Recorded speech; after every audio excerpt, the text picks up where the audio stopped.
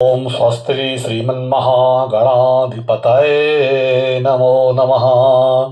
ओम श्री गुरुदेवाय नमः। ओम श्री राधा युगल चरण कमलेभ्यो नमो नमः। ओम विघ्नेश्वराय वरदाय सुरप्रियाय लंबोदराय सकलाय जगद्धिताय नागाननाय श्रुतियज्ञविभूषिताय गौरीशुताय गणनाथ नमो नमस्ते। ओम शुक्लां ब्रह्म विचार सार परमा माध्यम जगद्व्यापिनीं वीणा पुस्तकधारिणीं भयदां जाड्यान्धकारापहां हस्ते स्फाटिकमालिकां विदधतीं पद्मासने संसितां वन्दे तां परमेश्वरीं भगवतीं बुद्धिं प्रदां शारदाम्। ॐ वंशी विभूषितकरा नवनीरदावात् पीताम्बराद्रविन्दबिन्दुफलाधरोष्टात् पूर्णेन्द्रसुन्दरमुखा अरविन्द्रनेत्रात् कृष्णात् परं किमपि तत्त्वमहं न जाने। ॐ वंशीरवावाहितगीतगीतं रासाय गोपीजनमध्यनीतम् आनन्दकन्दं व्रजनन्दनन्दं श्रीकृष्णचन्दं मनसा स्मरामि। ॐ कृष्णात् त्वदीयपदपङ्कजपञ्जरान्ते अद्वैव मे विशतु मानसराजहंसः प्राणाप्रयाणसमये कभवात् पित्तैः कण्ठावरोधनविधौ स्मरणं कुतस्ते। ॐ ध्येयं सदा परिभवग्नमविष्णदोहं तीर्थास्पदं शिवविरञ्चनुतं शरण्यं विद्यार्थिहं प्रणतिपालभवाप्तिपोतं वन्दे महापुरुषते चरणारविन्द्रम्। ॐ वरहापीडं नटवरवपो कर्णयो कर्णकारं बिभ्रतवासः कनककपिशं वैजयन्तीं च मालां रन्ध्रान् वेणोरधरसुधया पूरयान् गोपविन्द्रैः बिन्द्रारण्यं शुभदरमणं प्रविशद कीर्तिभिः। ॐ जय जय श्री राधारमण जय जय नवल किशोर जय गोपी चित्तचोर प्रभु जय जय माखन चोर। मैं सब द्वारन को छाण के मैं आयो तुम्हारे द्वार। ओ वृषभानु की लाडली नित मेरी ओर निहार। भक्ति भक्त भगवंत गुरु चतुर नाम बपुए यहाँ के पद वंदन कियो सुना सक बेग्न अनेक। बरसाने की राधिका नंदगांव को श्याम मैया के चरणों में करूं कोटि कोटि प्रणाम।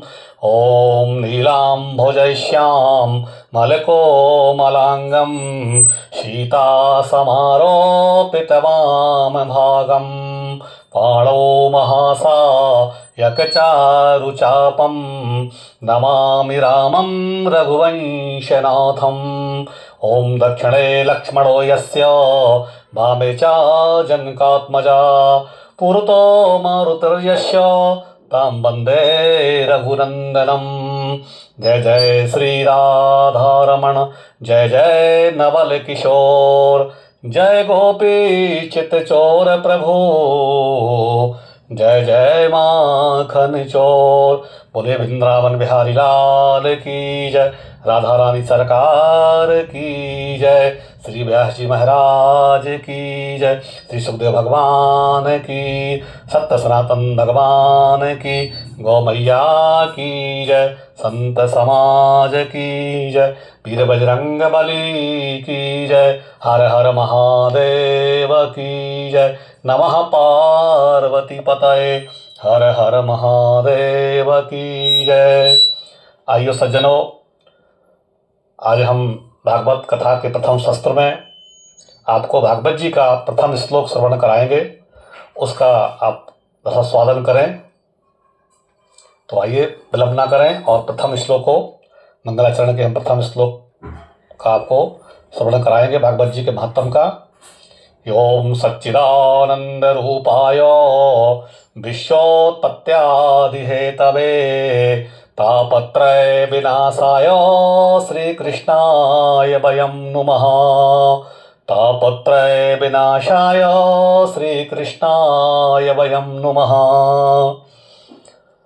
सच्चिदानंद रूपाय, भागवत जी के प्रथम श्लोक में ही महात्म के सत्य की वंदना। सच्चिदानंद, सत्य चित और आनंद, अर्थात जहाँ पर सत्य चित और आनंद हो, सत्य जो हमारे सर्वत्र व्यापक है, सत्य एक ऐसा विषय है जो हम सबको प्रिय लगता है।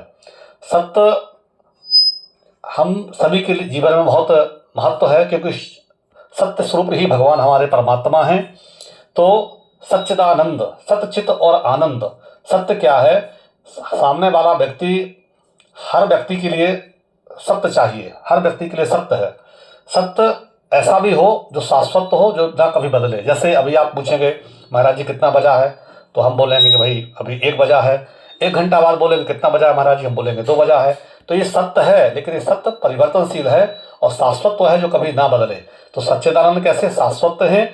जो सत्य स्वरूप भगवान ही है, जो कभी परिवर्तनशील नहीं होते हैं। तो सच्चिदानंद रूपाय विश्व, और सत्य चित, और चित क्या है? सत्य चित, चित है कि जैसे एक कन्या विवाह के उपरांत अपनी ससुराल से जब मायके में आती है, तो उसका जो ध्यान है वो अपने पति के चरणों में रहता है कि हमारे पति क्या भोजन कर रहे होंगे, क्या खा रहे होंगे। ऐसी जो चित्त है, जब हम कथा जी में बैठे हैं या हम भगवान के चरणारविंद में बैठे, तो चित्त हमारा भगवान के ही चरणों में समर्पित हो। क्योंकि मनीराम बहुत चंचल है, मन बहुत चंचल होता है, चित्त बहुत चंचल होता है। तो चित्त को बांधने के लिए योगाभ्यास करके, आसन को जित करके और चित्त को एकाग्रता लगा करके कि भगवान के ही चरणों में समर्पित हो चित्त। और आनंद, जब हम आनंद पूर्वक भगवान को खोजेंगे तो भगवान कहीं आपको मिलेंगे नहीं, आपके अंदर ही आत्मा के रूप में भगवान बैठे हुए हैं। तो जैसे हम भोजन करते हैं, एक हमने रसगुल्ला खाया, बहुत अच्छा लगा, 2 घंटा बाद फिर हमको दूसरी इच्छाएं हमारी जागृत हो जाएंगी। लेकिन आनंद ऐसा है कि जो कभी हमारे जीवन में खत्म नहीं होने वाला विषय को आनंद कहते हैं। जब भी हम भगवान की कथा सुनते हैं, भगवान के पावन नामों को श्रवण करते हैं, भगवान का भजन संकीर्तन करते हैं, तो हमारे आत्मा में आनंद आता है। तो सत्यचित और आनंद, सत्य जो कभी ना बदले, शाश्वत हो, चित्त हमारा स्थिर हो, और आनंद हमारे भीतर ही है। तो जब हम परमात्मा का भजन करेंगे तो हमको आनंद की प्राप्ति होगी। तो सत्य चित्त आनंद, सच्चिदानंद रूपाय, और वो सच्चिदानंद स्वरूप है। विश्वोत्पत्त्यादि हेतु, उनका कार्य क्या है? विश्वोत्पत्त्यादि हेतवे तापत्रय विनाशाय श्री कृष्णाय वयं नुमः। तापत्रय, जो 3 तरह के ताप हैं, आधि, दैहिक, दैविक और भौतिक। जो 3 तरह के ताप हैं, आधि दैविक, आधि दैहिक, आधि दैविक, आधि भौतिक, ये 3 तरह के जो ताप हैं, इन्हीं को हम लोग, रामायण में लिखा हुआ है कि दैहिक दैविक भौतिक तापा राम राज नहीं कभू न व्यापा। अर्थात जो हमारे 3 तरह के ताप हैं, हम लोग को कष्ट होते हैं, दैहिक, दैविक और भौतिक, इन सब का तापत्रय विनाशाय, इन सब का विनाश भगवान के नाम लेने से, करने से, तापत्रय विनाशाय श्री कृष्णाय वयं नुमः। वयम माने हम सब मिलके भगवान श्री कृष्ण के चरणों में कोटिशा वंदनाम करते हैं, कोटिशा प्रणाम करते हैं, वंदन करते हैं। तापत्रय विनाशाय श्री कृष्णाय वयं नुमः। तो इस प्रकार से सज्जनों, आपको भागवत जी के हमने प्रथम श्लोक का आपको श्रवण कराया है। भागवत जी में 12 स्कंद हैं, 335 अध्याय हैं और 18,000 श्लोकों का वर्णन है। भागवत जी एक बार जो सुन लेते हैं, उनका जन्म जन्मांतर का पुण्य जो है ना, वो प्राप्त होकर के जन्म जन्मांतर का जो हमारा पाप है वो नष्ट हो जाता है और हम कई जन्मों के पुण्य के अधिकारी बन जाते हैं। भागवत कथा का एक एक श्लोक भी सुनना, श्रवण करना हमारे जीवन में अति दुर्लभ है। एक एक मंत्र की व्याख्या करने में महीनों गुजर जाते हैं। इसलिए एक एक शब्द पर भगवान भागवत जी की कथा को बहुत दुर्लभ है। कानों में श्रवण करना, एक एक मंत्र का श्लोक का श्रवण करना हम सबके जीवन में बहुत महत्वपूर्ण है, बहुत दुर्लभ है। इसलिए संसार में दो ही चीजें दुर्लभ है कि संत समागम हरि कथा, तुलसी दुर्लभ दोय, श्रुतधारा और लक्ष्मी सबका हो के होय। संत समागम हरि कथा, संतों का समागम होना, अच्छे विद्वान धर्म गुरुओं का आपके जीवन में, उनसे ज्ञान लेना। कुछ लोग पुस्तकें पढ़ते हैं, धर्म ग्रंथ पढ़ते हैं, पढ़ना चाहिए, लेकिन बिना सदगुरु की मार्गदर्शन में आप अगर पढ़ेंगे तो आप कंफ्यूज हो जाएंगे, रास्ता भटक जाएंगे। बिना गुरु के, बिना टीचर के आप अगर कोई ग्रंथ पढ़ेंगे, कोई पुस्तक पढ़ेंगे, या आप स्कूल में जाएंगे, तो बिना गुरु के आप नहीं पढ़ सकते हैं। क्योंकि गुरुओं को भली भांति मालूम है कि क्या इसका अर्थ है, क्या अभिप्राय है।